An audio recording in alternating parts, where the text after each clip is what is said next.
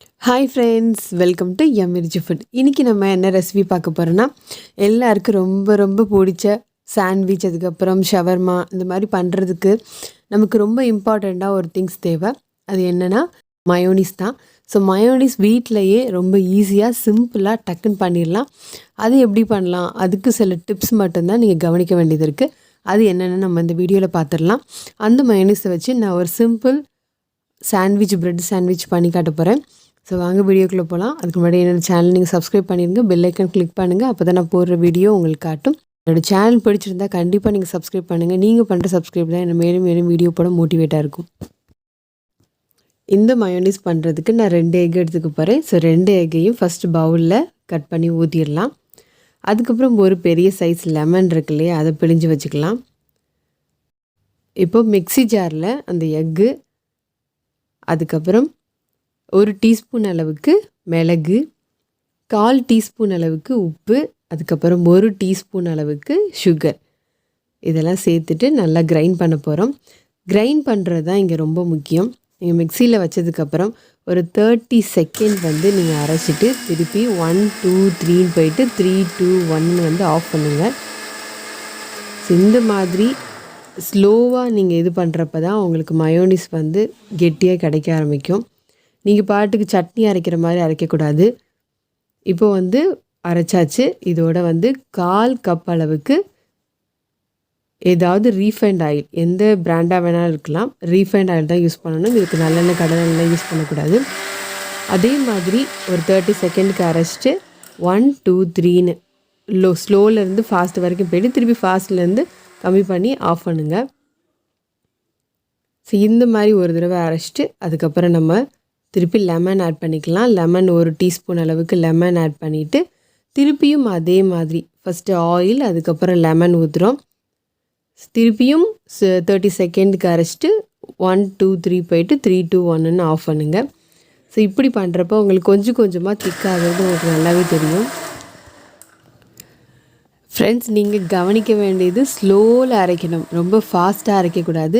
30 செகண்ட்க்கு அரைச்சிட்டு 1 2 3 3 2 1 அந்த மாதிரி அரைங்க. கண்டிப்பாக உங்களுக்கு மயோனிஸ் செம்ம அட்டகாசமாக வந்துடும். உங்களுக்கு ரொம்ப தண்ணியாக இருக்குன்னா கவலையே படாதீங்க. 1/4 கப்பு திருப்பி ஆயில் ஆட் பண்ணிகிட்டே இருந்தீங்கன்னா ஒரு கட்டத்தில் மயோனிஸ் செம்ம திக்காக வந்துடும். நீங்கள் என்னடா தண்ணியாக இருக்கேன்னு பயப்படாதீங்க. நீங்கள் ஆயில் கண்டிப்பாக ஊற்றுங்க, உங்களுக்கு கெட்டியாக வந்துடும். ஸோ உங்களுக்கு லைட்டாக தண்ணியாக இருந்தாலும் நோ ப்ராப்ளம். அந்த ஃப்ரீசரில் வச்சு யூஸ் பண்ணுறப்ப திக்காகிடும். உங்களுக்கு ரொம்ப தண்ணியாக இருக்குது, ஊற்றுனா ஸ்பூனில் அப்படியே தொலைதன்னு ஊற்றுது அப்படின்னா நீங்கள் இன்னொரு 1/4 கப் அளவுக்கு ஆயில் ஆட் பண்ணிவிட்டு அரைங்க, உங்களுக்கு கெட்டியாக வந்துடும். இப்போது நான் அரைச்சிருக்குது ப்ளைன் தான். இதில் நீங்கள் கார்லிக் போட்டிங்கன்னா கார்லிக் ஃப்ளேவர் வரும். நீங்கள் புதினா அரைச்சி இதில் ஊற்றுனீங்கன்னா புதினா ஃப்ளேவர், மசாலா எது வேணாலும் உங்களுக்கு அதுக்கு அடுத்து உங்களுக்கு என்ன ஃப்ளேவர் பிடிக்குதோ நீங்கள் பண்ணி ஊற்றிக்கலாம் அதில். ஸோ இன்றைக்கி நான் ப்ளைனாக தான் பண்ணியிருக்கேன். இதை சிம்பிளாக ப்ரெட்டில் எப்படி அப்ளை பண்ண போகிறேன்னு பாருங்கள்.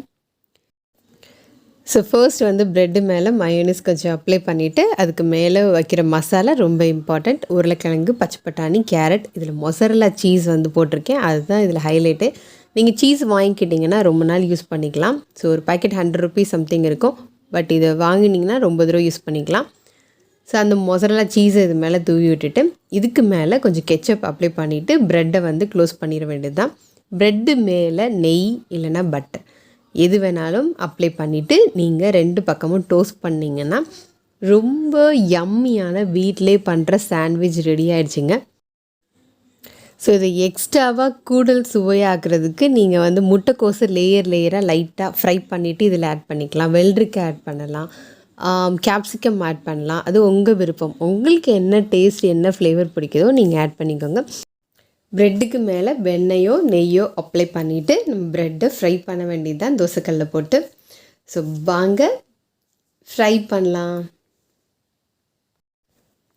ஸோ ஃப்ரை பண்ணியாச்சு. பார்க்கவே ரொம்ப டேஸ்ட்டாக ரொம்ப யம்மியான சாண்ட்விச் ரெடி ஆகிடுச்சு.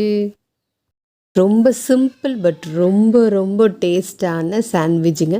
குழந்தைங்கள்லேருந்து பெரியவங்க வரைக்கும் ரொம்ப விரும்பி சாப்பிடுவாங்க. குறைஞ்சபட்சம் கடையில் வாங்குறத அவாய்ட் பண்ணிவிட்டு வீட்டிலே ட்ரை பண்ணுங்கள். நல்லாயிருக்கோ நல்லாலையோ 1க்கு 2 தடவை பண்ணுங்கள், கண்டிப்பாக நல்லா வரும். என்னோடய சேனலை நீங்கள் மறந்துடாமல் சப்ஸ்கிரைப் பண்ணுங்கள். நீங்கள் பண்ணுற ஒவ்வொரு சப்ஸ்கிரைப் தான் எனக்கு மேலும் மேலும் வீடியோ போட மோட்டிவேட்டாக இருக்கும் ஃப்ரெண்ட்ஸ்.